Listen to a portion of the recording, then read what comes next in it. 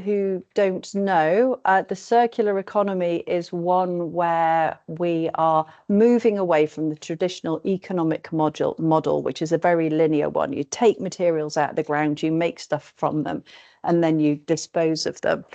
And a circular economy is one where we're trying to keep those resources circulating for as long as possible.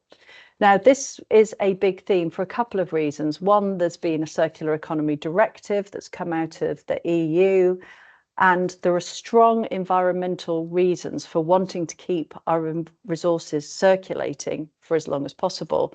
But there are also really important economic and political reasons. And if there's anything that we've learned over the last 5 years since COVID and the war in Ukraine, it's that supply chains had become very, very long. And I think there's been a real recognition that there are some materials that if we don't have them in their raw form within the UK or within Europe as a whole, the only way to really guarantee that we can get hold of those materials is for us to be able to capture the ones that are already circulating. So a circular economy says there's a biological and a technical cycle. Within a biological cycle, wouldn't it be wonderful if we got to a point where actually every business, every school only had 2 bins, that you had one for biological things that were made from natural ingredients, organic, biological, compostable ingredients, and you, whether that was a biro or your food packaging or even your mobile phone case, then all those things went into one bin, and we just put them through anaerobic digestion and fertilized our land from them. And that everything else just went into the recycling bin because technically we could take it apart and recycle it.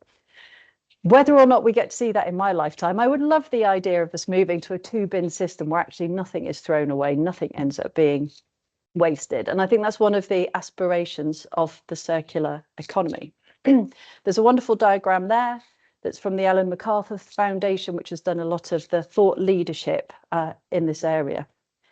Now, obviously, reuse would be the best example, the best route for most things, and for most people, probably also the most cost effective. This wonderful quote here that no disposal routes are better than reuse routes. But I think one of the challenges that we have today is making it easy, actually. So it's exciting to see what's happened in the consumer world, where apps like Vinted have completely revolutionized how people think about buying clothing and selling clothing on, even in a world where eBay already existed.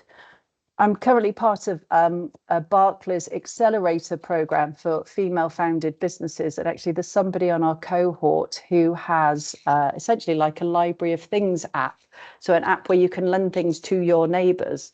In the same way that Olio, I suppose, lets you not have food waste by telling people you're going on holiday and you've got some food left over and seeing if your neighbours want to take it.